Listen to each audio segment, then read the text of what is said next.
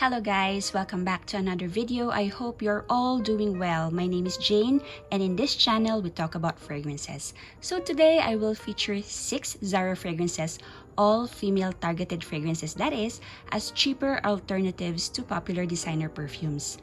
Well, in this time of pandemic with the economy crashing, sometimes it's hard to justify spending on a bottle of perfume for full price. We can of course opt to purchase from online discount websites or the gray market, but it's nice to know that we have more options to smell great. Well, some of these designers are not way up there in price. Savings are always welcome. Before I proceed, if you like this video, please don't forget to give this video a big thumbs up. Don't forget to subscribe and click on the bell icon to be notified whenever I post a new one. So chances are a lot of you may have already heard of some or all of these in previous videos. What I did was I got hold of samples of the designers and compared them side by side with the ZARA fragrances. I tested them all on skin to really get the comparison. I've also taken the liberty to show current price tags on this so we can weigh on the savings versus the splurge. 4 of these roller balls I have picked up from ZARA store, 2 I've bought online. Link is down below if anyone is interested. So I'll go from older to more recent releases. First up is this 2016 release from ZARA, and this is called Gardenia. So ZARA Gardenia is said to be a dupe for YSL Black Opium. So this is an eau de parfum concentration, and the ZARA website listed the notes as orange blossom, coffee, and vanilla. Those are notes reminiscent of black opium, don't you think? So this is about 85 to 90% similar. So while black opium has a strong kick of orange blossom, vanilla, patchouli, with a hint of coffee in there, Gardenia, I would say, is softer, gentler, lighter all throughout, and I would say it doesn't have a lot of patchouli in it. This one doesn't have a lot of patchouli. I get mostly orange blossom plus vanilla. Oh, and I just have to mention that I don't think there's any gardenia in this perfume, at least not to my nose. So calling this gardenia is sort of a misnomer. So if you like black opium but don't like to spend the $100 price difference, check this one out. Next one is ZARA Orchid. So this one is said to smell very much like Victoria's Secret's best-selling Bombshell. And I would have to say that it really does. So this launched in 2016 as well. This is an eau de parfum concentration, and ZARA website listed bergamot, orchid, and vanilla as the main notes on this. So this is about 90 to 95% similar. I honestly couldn't tell the difference if I closed my eyes. I do have to say that after wear test, ZARA Orchid seemed to last longer on me than Bombshell by a lot. So while the price difference looks huge, this is not the case when Victoria's Secret drops the price to half and you can get Bombshell for very cheap. I wouldn't pick up both if I already own one of these. It would be totally redundant because, and I would be redundant, they smell so similar. So this one is ZARA Orchid.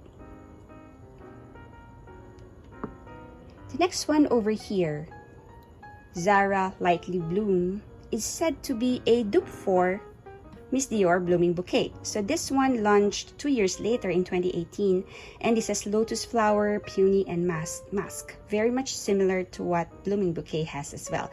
But I would say this is only about 70 to 75% similar to Miss Dior Blooming Bouquet, which just happens to be one of my favorite perfumes of all time. So Lightly Bloom has a stronger, more dominant floral accord, I would say, while Blooming Bouquet is more delicate, rounder, and transparent. I would honestly pick Blooming Bouquet just because I'd rather smell like Blooming Bouquet. They have some similarities. One might remind you of the other, but they're not too similar to my nose. So I know the price difference is quite a lot. So yes, this would be a very good option over here if you'd like to smell something like Miss Dior Blooming Bouquet. Next up is Deep Garden. So Deep Garden is a popular dupe for Carolina Herrera Good Girl. So this one also launched in 2018. So this is pear, tuberose, and tonka bean as listed by the ZARA website. So this is about, I would say, 90% similar to Good Girl. So Good Girl is deeper, darker, and definitely tuberose, tonka being the star of the show, while this one, Deep Garden, is a fresher take on Good Girl.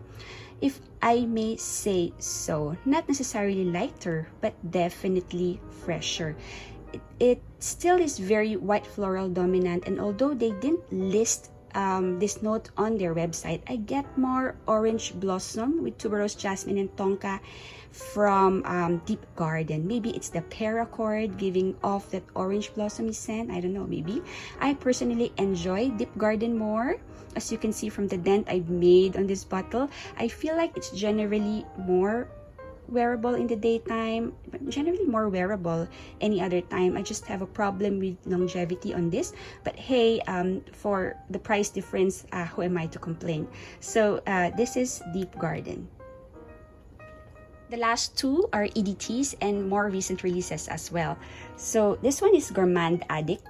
This was launched in 2019. It's about 2 years old now. This is very, very new to me. I didn't purposely pick this up in store, even though I saw this in store, because I'm, to begin with, not a fan of the JPG Scandal DNA, which Gourmand Addict is said to be a dupe of. So this is an EDT concentration, as I've said before, and this is about 70 to 75% similar.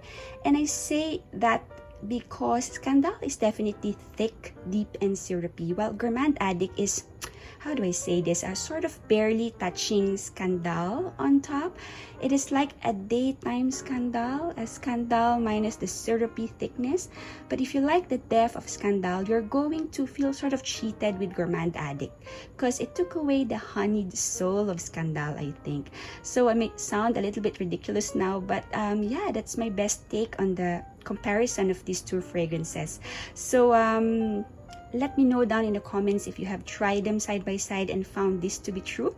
I do have to say that given the heat and humidity of the Philippines, Gourmand Addict wins. I would totally wear Scandal in cold weather though.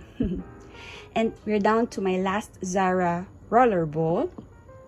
And this one is called Ultra Juicy. This is another fragrance that I sort of quite like. So Ultra Juicy is said to smell like Juicy Couture Lala. So this also launched in 2019 and also in an EDT concentration.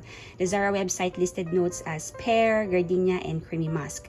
I would say compared to Juicy Couture Lala, this is about 50 to 60% similar.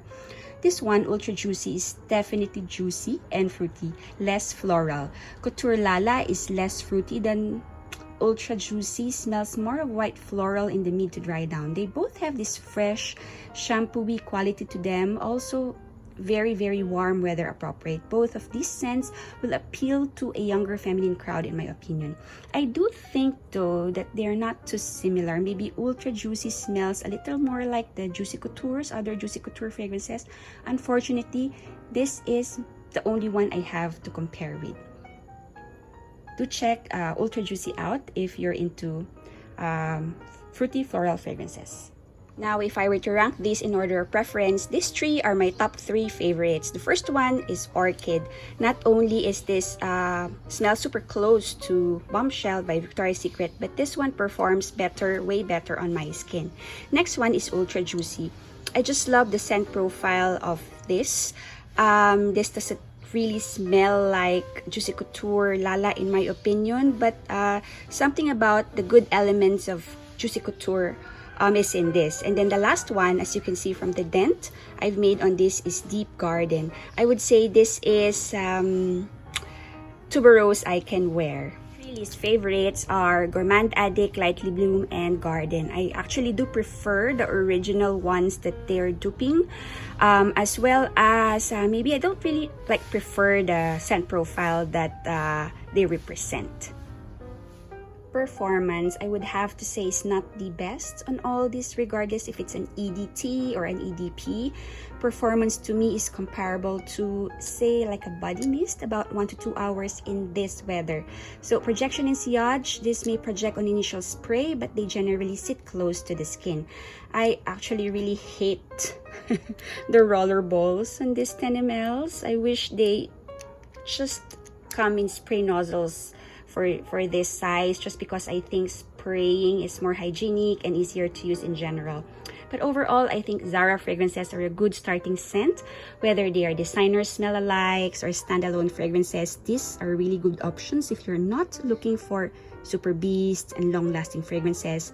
It's hard to complain when you get such good value. I say all of the 6 that I have here are tropical climate friendly. They're pleasant and easy to wear and easy on the pocket as well. All in all, I would love to try more ZARA fragrances. I heard Rich, Warm, Addictive for one is really good, and a couple more others. So let me know down in the comments below if you have tried ZARA fragrances. Do you think they're a steal? Would you rather splurge rather than suffer on the performance of some smell-alikes? Do you have a ZARA favorite? Are there ZARA fragrances you've tried that are designer dupes other than the ones that I have over here? I would love to read about your experiences down below. And with that, I thank you so much for joining me in this video today. Please don't forget to subscribe and hit the like button, and I will see you in my next video. Bye!